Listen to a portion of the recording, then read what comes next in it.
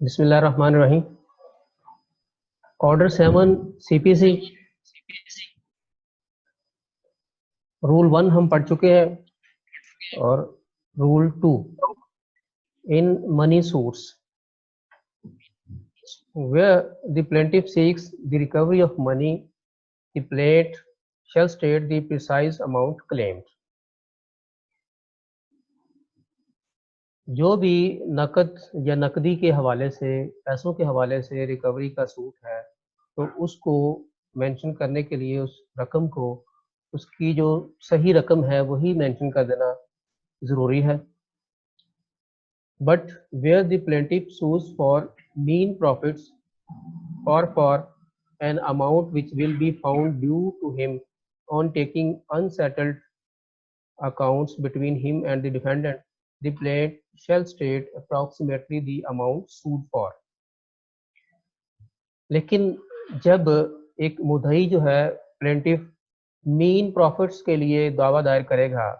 Mean profits का आपको पता है कि ऐसे प्रॉफिट्स जो कोई शख्स किसी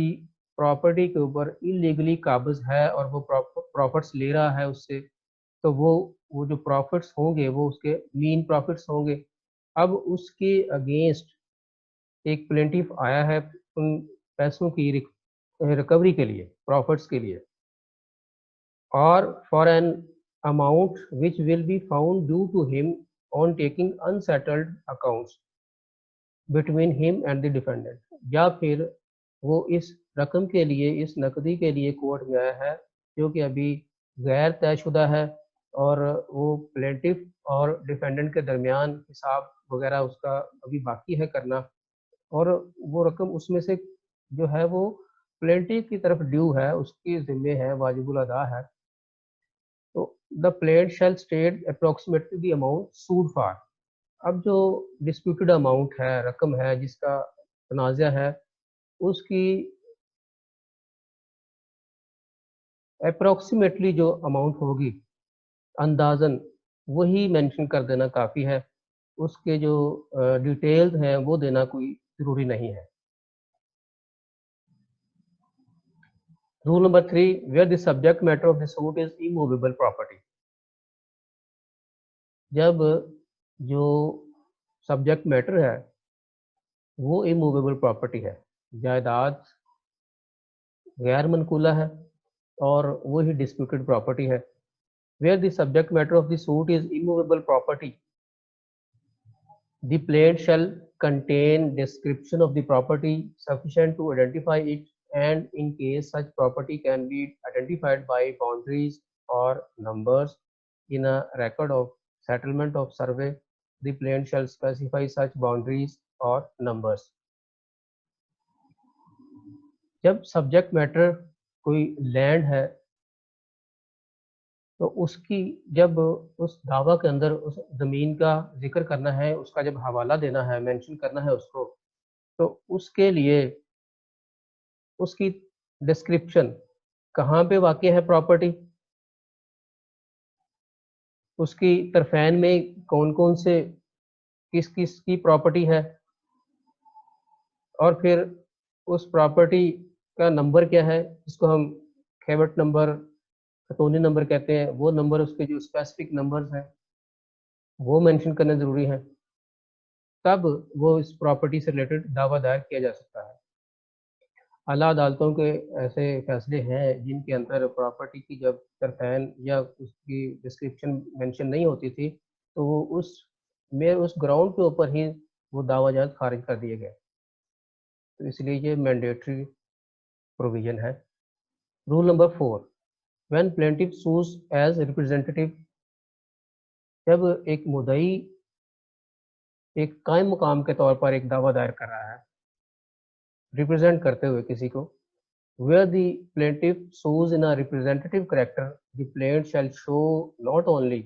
that he has an actual existing interest in the subject matter, but that he has taken the steps, if any, necessary to enable him to institute a suit concerning it. जब एक original कोई किसी property का मालिक है या कोई और शख्स है तो वो खुद कोर्ट में नहीं आ रहा, बल्कि वो अपना एक काम कोर्ट में भेज रहा है दावा दायर करने के लिए। तो इस बारे में उसका जो रिप्रेजेंटेटिव करैक्टर है वो मेंशन किया जाएगा, और साथ ही ये भी जिक्र किया जाएगा कि वो किस हैसियत में कितना मुफाद उसका बनता है, और उसका हकीकी तौर पर मुफाद है क्या, वाकई उसका मुफाद है उसके अंदर। और ये, और साथ फिर, और वो ये भी मेंशन करेगा कि उसने दावा दायर करने के लिए जो जो रिक्वायरमेंट्स थी वो उसने पूरी की है, वो कर चुका है, वो अमल में ला चुका है वो सारी रिक्वायरमेंट्स।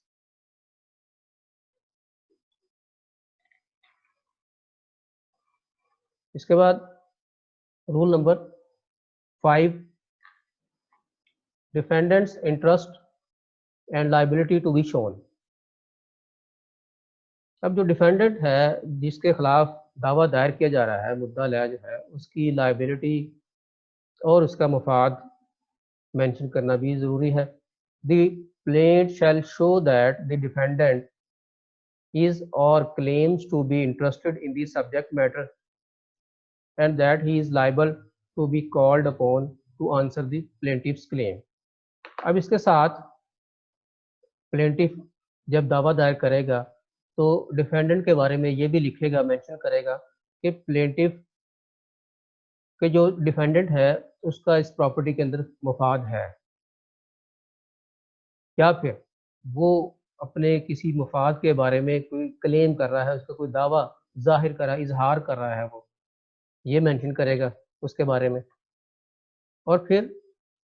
ये भी साथ मेंशन करेगा कि जो मुद्दई अब डिमांड कर रहा है उस डिफेंडेंट से, उस मुद्दा ले से मुद्दई की जो डिमांड है,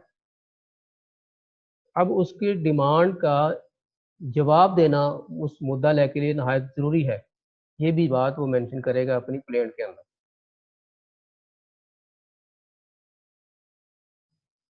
number 6, grounds of exemption from limitation law. अब एक लिमिटेशन लॉ है कि जिसके तहत कोई भी दावा है वो अदालत के अंदर इस मुकर्ररा म्याद में दायर करना ज़रूरी है। अगर कोई फ़रीक, अगर प्लेंटिफ उस दावा को उस म्याद के गुजरने के बाद दायर कर रहा है, तो फिर उस दावा दायर करने की जो उसके पास एक रीज़न है वो भी मेंशन करेगा। Where the suit is instituted after the expiration of period prescribed by the law of limitation, the plaintiff shall show the ground upon which exemption from such law is claimed। एक दावा दायर कर दिया गया है, लेकिन वो दावा दायर किया गया है उस लिमिटेशन पीरियड के एक्सपायर होने के बाद,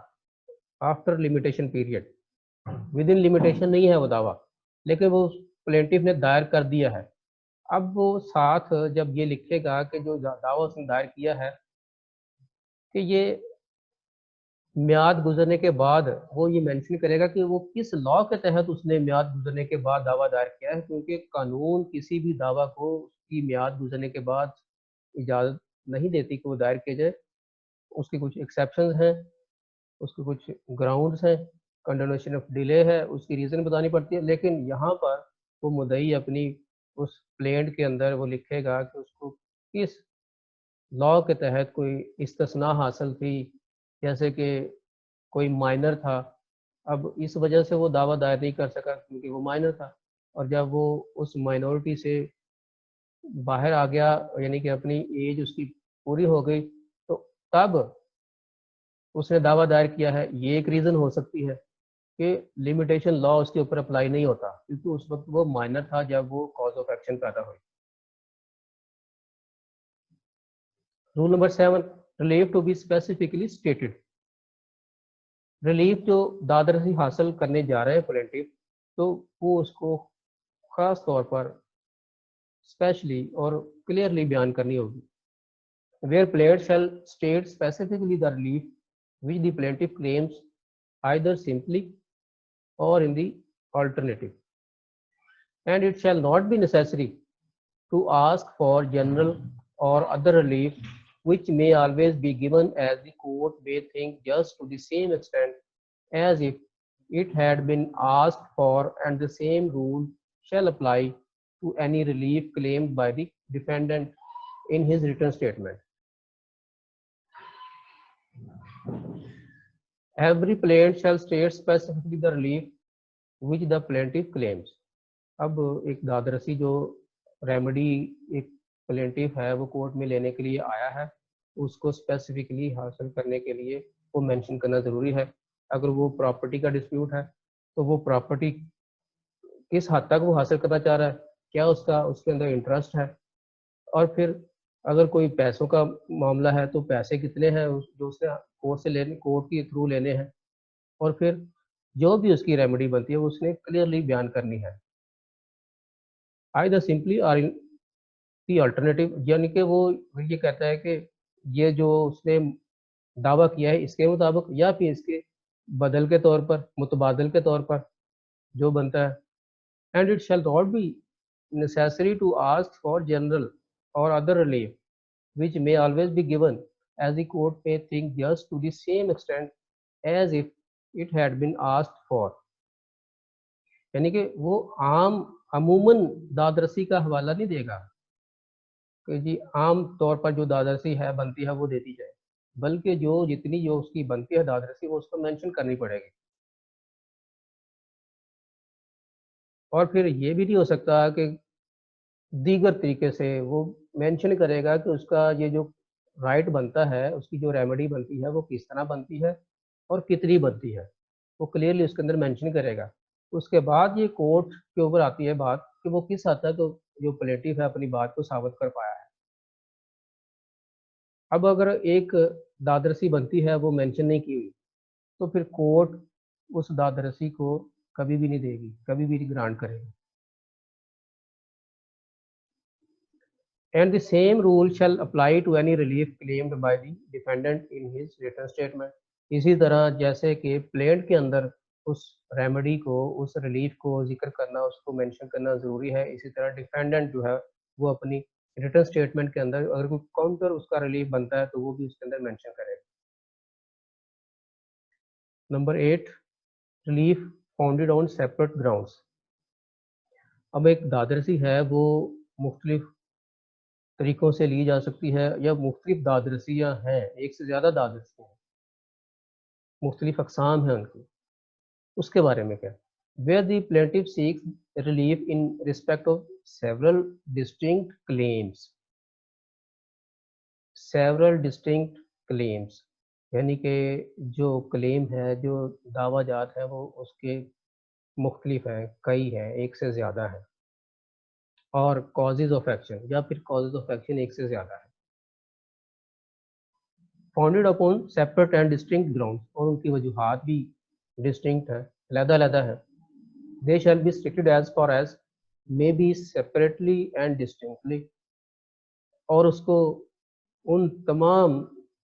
जो दादरसियाँ हैं उनको अलग-अलग से मेंशन करना ज़रूरी है जहाँ तक मुमकिन हो सकता है। अब अगर एक दावा है उसके अंदर फैमिली सूट है, तो उसमें डाइवोर्स का भी केस आ रहा है, उसके अंदर अ, जो है समान जहेज़ है उसका भी केस बन रहा है, डॉवरी आर्टिकल्स का, इसके अलावा डॉवर का हो सकता है, या फिर मेंटेनेंस है उसका केस हो सकता है, जो माइनर चिल्ड्रन हैं। तो इस तरह एक ही दावे के अंदर मुख्तलिफ किस्म की दादरसियाँ आ रही हैं। अब इनको अलग-अलग तरीके से जितनी बनती है वो अलग-अलग तरीके से अलग-अलग करके मेंशन करना ज़रूरी है। कि कितना उसका सामान जहेज़ कितना था उसकी डिटेल मेंशन करनी है। उसके बाद जब वो रिलीफ उसने कर लिया, मेंशन कर दिया कि ये 10 लाख का सामान था, तो वो 10 लाख रुपए लिखेगा कि मुआवज़ा दिलाया जाए। इसी तरह अगर कोई उसके साथ किसी डिलीवरी के एक्सपेंसेस हैं, किसी बच्चे की डिलीवरी के एक्सपेंसेस हैं, तो फिर उस हवाले से भी डिलीवरी के एक्सपेंसेस जैसे-जैसे जितने-जितने हुए वो भी मेंशन करने पड़ेंगे, और बाकी जो उसका क्लेम है वो इसी तरह अलग-अलग से बयान करना पड़ेगा। रूल नंबर 8 हो गया। Rule number 9, The plaintiff shall endorse on the plate or annex thereto a list of the documents, if any, which he has produced along with it. Rule number 9 के अंदर वो कह रहा है कि जो मुद्दई है वो अपनी प्लेट जो दायर कर रहा है उसके ऊपर वो तहरीर बयान करेगा, लिखेगा और फिर अनेक्स करेगा, उसके साथ एक फहरिस्त लगाएगा, एक लिस्ट लगाएगा जिसके अंदर वो मेंशन करेगा कि कौन कौन से डॉक्यूमेंट्स हैं वो जो कोर्ट के अंदर पेश कर रहा है, जो अदालत में वो पेश कर रहा है, उस फहरिस्त दस्तावेजात वो अनेक्स करेगा, मुंसलिक करेगा अपनी प्लेट के साथ। 1A, the plaintiff shall present with his plate, plaintiff अपनी प्लेट के साथ पेश करेगा, ए है, as many copies on plain paper of the plaint, जितनी कॉपियां प्लेट की वो दाखिल करनी होगी, एज देयर आर डिफेंडेंट, जितने डिफेंडेंट्स हैं, जितने मुद्दा लहान होंगे, हर एक की एक कॉपी जो है वो उस प्लेट के साथ लगानी होगी, plus 2 extra copies, 2 extra copies होंगी, unless the court by reason of the length of the plate or the number of the defendants or for any other sufficient reason permits him to present a like number of concise statements of the nature of the claim made or of the claimed in the suit, in which case he shall present such statement. अब ये तो requirement थी कि जितने defendants हैं उतनी कापियां लगानी होगी, 2 एक्स्ट्रा लगानी होगी। इसके अलावा इसकी एक एक्सेप्शन है, अगर कोर्ट ये समझती है कि जो प्लेट है वो इतनी उसकी लेंथ है, इतने पेजेस है उसके अंदर कि 1 बाई 1 अगर हर डिफेंडेंट को की कॉपी लगाई जाएगी तो वो बहुत उसकी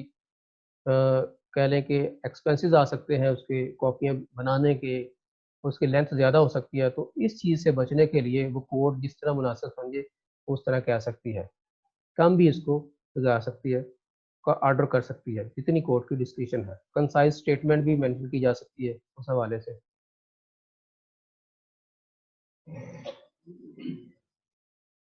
B, draft forms of summons and fees for the service thereof, और ये जो डॉक्यूमेंट्स लगने हैं साथ साथ उस प्लेट के साथ वो मेंशन कर रहा है कि ड्राफ्ट फॉर्म्स ऑफ समन, जो समन के फॉर्म्स हैं, नोटिस समन के जो फॉर्म है वो साथ लगाने होंगे, और फिर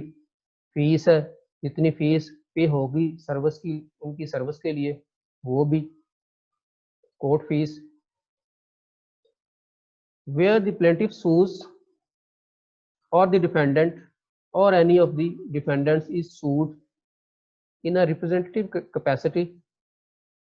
such statements shall show in what capacity the plaintiff or the defendant sues or is sued.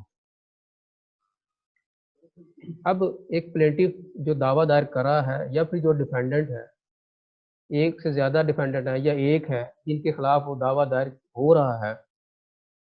वो एक कायम मुकाम की कैपेसिटी में है, रिप्रेजेंटेटिव की कैपेसिटी में है, तो उसके हवाले से वो जो कैपेसिटी उसकी है, वो किस कैपेसिटी में वो दावा दायर कर रहा है, क्या उसका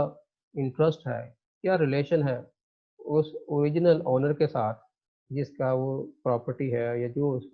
उसका सही हकदार था उसके साथ क्या लिंक है, उस डिस्प्यूटेड मैटर के साथ उसका क्या लिंक है, इस हवाले से उस प्लेंट के अंदर मेंशन करना जरूरी है। The plaintiff may by leave of the court amend such statements so as to make them correspond with the plaint. अब जो प्लेंटिफ है अगर कोई मिस्टेक हो गई है उसे, तो फिर वो कोर्ट की परमिशन के साथ उसको उस स्टेटमेंट को अमेंड कर सकता है, उसके अंदर तरमीम कर सकता है, ताकि जो प्लेंट के अंदर उसने लिखा है उसके मुताबिक वो हो सके। The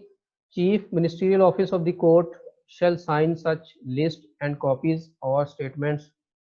if on examination he finds them to be correct. अब एक रिस्पॉन्सिबल ऑफिसर है कोर्ट के अंदर जिसकी ये जिम्मेदारी है कि वो डॉक्यूमेंट को देखे, अगर डॉक्यूमेंट या स्टेटमेंट्स रिक्वायरमेंट के मुताबिक ठीक है, तो फिर वो उसके ऊपर सिग्नेचर करेगा कि ये जो डॉक्यूमेंट या ये जो प्लेन फाइल की गई है, ये प्रॉपर तरीके से फाइल की गई है। Rule number 10, return of plaint. The plaint shall at any stage of the suit be returned to be presented to the court in which the suit shall have been instituted. अगर एक plaint है वो किसी wrong form के ऊपर किसी wrong court में file कर दी गई है, तो फिर रॉन्ग कोर्ट का मतलब है कि रॉन्ग फॉर्म के ऊपर फाइल कर दी गई है, उस कोर्ट की जुरिसडिक्शन नहीं बनती थी, उसके अंदर वो प्लेंट फाइल कर दी गई है, तो फिर वो प्लेंट जो होगी वो रिटर्न कर दी जाएगी, रिटर्न कर दी जाएगी। और फिर कोर्ट क्या करेगी? Secondly, procedure on returning plaint. Procedure इसका क्या होगा? On returning a plaint the जज shall endorse thereon the date of its presentation and return, this name of the party presenting it, and a brief statement of the reasons for returning it. जब कोई जो court है, जज साहब हैं, वो जो उसको रिटर्न करेंगे उस वक्त वो इंडोर्स करेंगे, उसके ऊपर लिखेंगे डेट जिस दिन वो पेश की गई प्लेट और जिस दिन रिटर्न की गई, दोनों डेट्स मेंशन की जाएंगी, लिखी जाएंगी, पार्टी का नाम, इसके बाद रीज़न क्या थी, क्या रीज़न थी, किस वजह से वो रिटर्न की गई प्लेट, उसके अंदर क्या प्रॉब्लम थी कि वो उस कोर्ट को सुनने में क्या इशू था जिसकी वजह से वो वापस की गई है, रिटर्न की गई है, वो उसके ऊपर लिखी जाएगी reason. Rule number 11, rejection of plaint. The plaint shall be rejected in the following cases. सब रूल है ए, वेयर इट, अब रिजेक्ट कब होगी प्लेंट, उसकी ग्राउंड्स है रिजेक्शन ऑफ प्लेंट की, यानी कि प्लेंट कब रिजेक्ट होगी, डिसमिस होगी। अब ये मैंडेटरी प्रोविजन है। Where it does not disclose a cause of action. अब एक केस है, एक फाइल है, कोर्ट ने जब टेकअप की है तो कोर्ट ने इसको देखा है, पढ़ा है, और वो कॉज ऑफ एक्शन ही कोई नहीं है उसके अंदर, बिनाए दावा ही नहीं है जिसके ऊपर वो क्लेम हासिल करने के क्लेम के ऊपर, जिस क्लेम के ऊपर रेमेडी वो सीख कर रहा है वो है ही नहीं, मेंशन ही नहीं किया कहीं पर भी कि क्या वजह बनी कि वो कोर्ट में आया, तब भी रिजेक्ट हो जाएगी plate. Where the relief claimed is undervalued and the plaintiff, on being required by the court to correct the valuation within a time to be fixed by the court, fails to do so। जब plaintiff की जो plaint है वो उसकी valuation नहीं ठीक की है, उसकी जो एग्जैक्ट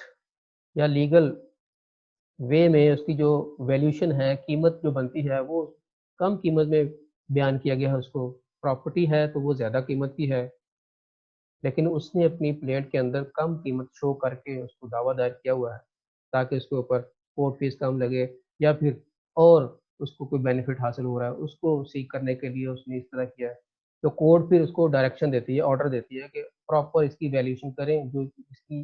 लीगल वैल्यू है उसके मुताबिक इसको फाइल करें। लेकिन वो जो प्लेंटिफ है वो उस कोर्ट की उस डायरेक्शन को मानने से बल्कि उसके ऊपर अमल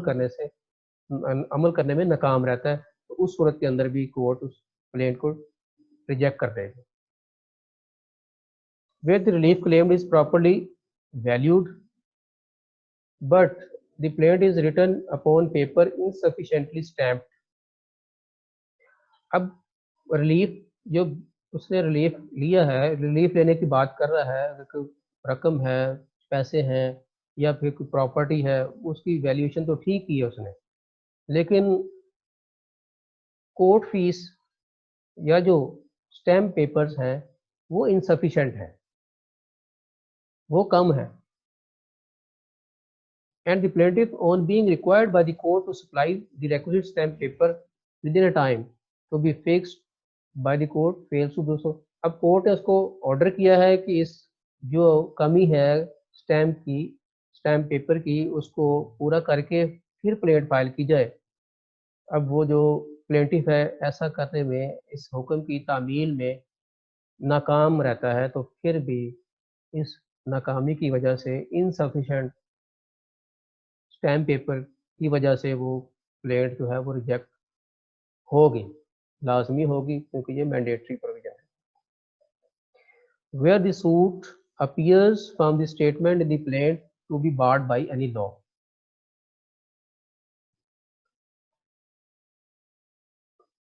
जब दावा जो है वो उसके अंदर जो वाकयात फैक्ट्स मेंशन किए हुए हैं उससे जाहिर हो रहा है कि वो किसी लॉ के तहत बार्ड है, यानी कि कोई लॉ है उसके ऊपर कोई कदगन लगा रहा है, तो उस लॉ के तहत वो सूट नहीं चल सकता, इस बिना पर भी वो खारिज हो सकता है, खारिज किया जाएगा। बल्कि जिस तरह का कोई माइनर है तो वो गार्डियन को अपॉइंट किए बगैर डायरेक्टली सूट फाइल कर दे, प्लेंट दायर कर दे, तो फिर वो लॉ है,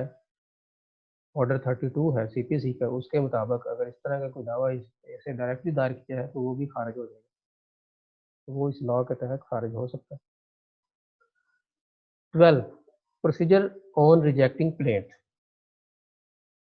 Where a plaint is rejected, the judge shall record an order to that effect with the reasons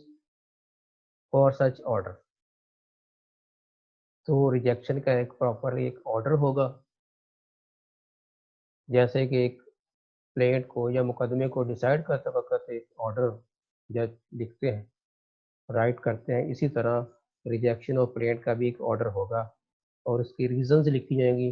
किन वजूहात की बिना पर वो रिजेक्ट की गई प्लेंट। लेकिन हमने पिछला रूल पढ़ा है रिटर्न का, उसके अंदर तो वो इंडोर्स ही करता है बस जज कि उस प्लेंट के ऊपर, लेकिन यहाँ पे एक सेपरेटली एक ऑर्डर लिखा जाएगा, फुल फ्लैज ऑर्डर होगा, उसकी रीजंस लिखी जाएंगी। Rule number 13 where rejection of plaint does not preclude presentation of fresh plaint।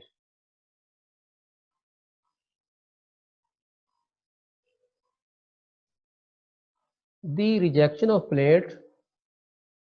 on any of the grounds hereinbefore mentioned shall not of its own force preclude the plaintiff from presenting a fresh plaint in respect of the same cause of action। अब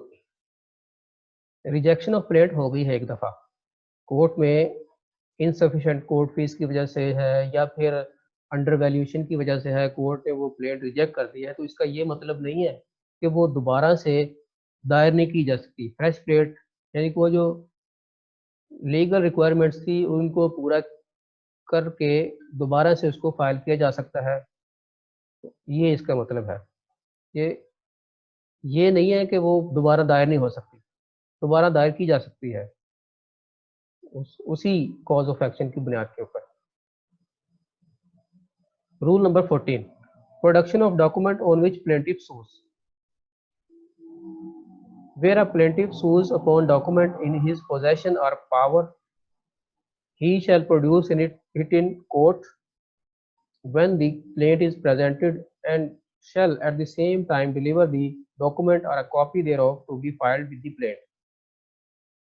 यानी कि जब plaint file की जाएगी तो उसके साथ document भी लगाए जाएंगे जो उस प्लेंटिफ के पोजेशन में है, जो उसके कब्जे में है या जो उसके इख्तियार में है, पावर में है, जिनको वो पेश कर सकता है, वो मेंशन किए जाएंगे। ये एक अलग से एक फॉर्म होता है, ऑर्डर 7 रूल 14। तो जो जो वो पेश कर रहा है कोर्ट में वो लिखेगा क्लियरली कि जो उसने पेश कर दी है, जो उसके पोजेशन में है या जो उसके इख्तियार में है।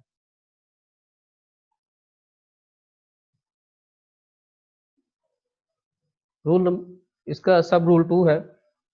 any other document where he relies on any other document whether in his possession or power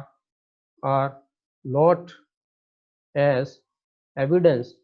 in support of his claim, he shall enter such documents in a list to be added or annexed to the plaint. अगर इनके अलावा कोई documents हैं जो उसके कब्जे में हैं या उसके इख्तियार में हैं या इख्तियार में नहीं है, किसी और डिपार्टमेंट के अंदर वो डॉक्यूमेंट मौजूद है या किसी डिफेंडेंट के पास है, तो फिर वो उनका भी जिक्र करेगा उसके अंदर और उसकी एक लिस्ट ऐड करेगा उन डॉक्यूमेंट्स की। Statements in case of documents not in plaintiff's possession or power. Wherein such document is not in the possession or power of the plaintiff, he shall, if possible, state in whose possession or power it is. वो जब document लिखता है या लिख रहा होगा plaint के साथ जो उसने मुंसलिक करने हैं, तो उसमें वो लिखेगा कि वो डॉक्यूमेंट उसके पोजेशन में है, उसके कब्जे में है या फिर उसके कब्जे में नहीं है और किस शख्स के कब्जे में है। अगर कोई रेवेन्यू का डिपार्टमेंट है उससे रिलेटेड कोई डॉक्यूमेंट है तो वो ये भी मेंशन करेगा ये रेवेन्यू के डिपार्टमेंट में है, वहां से इसको हासिल किया जाएगा, ये साथ मेंशन करेगा वो। Suit on lost negotiable instruments where the suit is founded upon a negotiable instrument and it is proved that the instrument is lost. अब एक negotiable instrument है, चेक है, उसके ऊपर अगर किसी ने कोई सूट फाइल किया है और ये साबित हो चुका है कि वो इंस्ट्रूमेंट गुम हो गया है and an indemnity is given by the plaintiff, और जो उस प्लेंटिफ जो उस डॉक्यूमेंट के ऊपर निगोशिएबल इंस्ट्रूमेंट के ऊपर जो फाइल कर रहा है वो उसकी इंडेमिटी भी दे रहा है, कोर्ट के अंदर सिक्योरिटी भी फ्राहम कर रहा है कि जी वाकई वो डॉक्यूमेंट था जिसके ऊपर वो दावा दायर कर रहा है, वो इसकी इंडेमिटी दे रहा है to the satisfaction of the court. अब कोर्ट जितनी उसकी इंडेमिटी या सिक्योरिटी मांग रही है वो कोर्ट के ऑर्डर के मुताबिक दे रहा है against the claims of any other person upon such instrument. उसी इंस्ट्रूमेंट के ऊपर अगर कोई और शख्स भी क्लेम कर रहा है तो वो कोर्ट समझती है कि ये अगर सही हकदार है उस डॉक्यूमेंट का तो फिर इसको इतनी इंडेमिटी देनी होगी उसकी, तो वो कोर्ट उसको कह सकती है। The court may pass such decree as it would have passed if the plaintiff had produced the instrument in court when the plaint was presented. अब कोर्ट के पास जब इंडेमिटी आ गई है तो फिर कोर्ट उसको उस डॉक्यूमेंट को ऐसे ही कंसीडर करेगी कि जैसे वो डॉक्यूमेंट जो निगोशिएबल इंस्ट्रूमेंट है वो गुम नहीं हुआ बल्कि वो मौजूद है कोर्ट के अंदर, इसी तरह उसके ऊपर डिक्री पास की जाएगी। And had at the same time delivered a copy of the instrument to be filed with the plaint, और इसी तरह उसको तस्वर किया जाएगा कि जैसे उसकी कॉपी जो है वो प्लेंट के साथ लगी हुई है। 17 प्रोडक्शन ऑफ शॉप बुक। अब कोई दुकान है उसका खाते की किताब है या बुक है उसके हवाले से उसको पेश करना, save in so far as is otherwise provided by the Bankers Books Evidence Act 1891। Bankers books evidence act के अंदर 1891 के एक्ट के अंदर जो मेंशन है लॉ है वो अपनी जगह पे कायम है। वो एक एक्सेप्शन है जो इसके अंदर मौजूद है, वो उसको उधर ही जो है वो फॉलो किया जाएगा। Where the document on which the plaintiff sues is an entry in a shop book or other account in his possession or power। अब जब एक प्लेंटिव जो है वो एक डॉक्यूमेंट के ऊपर डॉक्यूमेंट की बेस पर एक दावा दायर कर रहा है और वो डॉक्यूमेंट जो है वो एक इंदराज है, कोई एंट्री है शॉप बुक के अंदर या फिर कोई और अकाउंट है, खाता है, उसके अंदर वो एक एंट्री है जो उसके पोजेशन में है या फिर इख्तियार में है। The plaintiff shall produce the book, वो उसको पेश करेगा कोर्ट में। At the time of filing the plaint, जब प्लेट फाइल की जाएगी उस वक्त, together with the copy of the entry on which he relies, और साथ वो कॉपी उसकी मैं पेश करेगा, और साथ जहाँ पे वो जिस बुक के अंदर वो मौजूद है वो बुक भी साथ पेश की जाएगी। सब rule 2, original entry to be marked and return. The court or such officer as it appoints in this behalf shall forthwith mark the document for the purpose of identification, and after examining and comparing the copy with the original, shall, if it is found correct, certify it to be so and return the book to the plaintiff and cause the copy to be filed. अब जब copy भी मौजूद है court के पास और original जहाँ से वो कॉपी ली गई है, बनाई गई है, वो भी ओरिजिनल भी बुक मौजूद है कोर्ट के पास, तो इस सूरत के अंदर कोर्ट उनको मैच करेगी। जब वो आइडेंटिकल होंगे तो फिर कोर्ट उस डॉक्यूमेंट को मार्क करेगी, निशानजदा करेगी, और फिर जो ओरिजिनल होगा वो वापस कर दिया जाएगा, और जो कॉपी होगी वो उस प्लेट के साथ अटैच रहेगी कोर्ट के पास। 18. Inadmissibility of document not produced when plate filed. A document which ought to be produced in the court by the plaintiff when the plaint is presented, एक डॉक्यूमेंट था जो कि प्लेट के साथ अटैच करना ज़रूरी था जब वो प्लेट दायर की गई है, दावा दायर किया गया है, लाजिम था कि वो डॉक्यूमेंट भी साथ लगाया जाए, और to be entered in the list to be added और अनेक्स्ड टू द प्लेट, या फिर उस लिस्ट के अंदर फहरिस्त दस्तावेजात के अंदर उसका जिक्र करना, उसको मेंशन करना ज़रूरी था। Shall not and which is not produced, और जो पेश ही नहीं की गई, और एंटर्ड अकॉर्डिंगली, ना ही उसको उस फहरिस्त दस्तावेजात के अंदर शामिल किया गया, मेंशन किया गया, उसका हवाला ही नहीं दिया गया। Shall not, without the leave of the court, be received in evidence on his behalf at the hearing of the suit. ये मैंडेटरी प्रोविजन है कि वो एविडेंस के दौरान वही डॉक्यूमेंट अगर बाद में पेश किया जाता है जो कि प्लेट दायर करते वक्त दायर नहीं किया गया था, साथ अनेक्स नहीं किया गया था, लेकिन जब बाद में एविडेंस आती है, गवाहान पेश होते हैं, या फिर डॉक्यूमेंट्री एविडेंस की स्टेज आती है, तो फिर वो डॉक्यूमेंट पहली दफ़ा कोर्ट में पेश किया जाता है तो कोर्ट उसको नहीं लेगी। लेकिन अगर कोर्ट की परमिशन है तो फिर कोर्ट ले सकती है, वो पार्टी जो है वो कोर्ट में पेश कर सकती है, उसकी रीज़न बताकर कि वो क्यों नहीं उस वक़्त कोर्ट में पेश की गई जब दावा दायर किया गया था। तो अगर कोर्ट समझती है तो फिर वो लीव ग्रांट कर सकती है।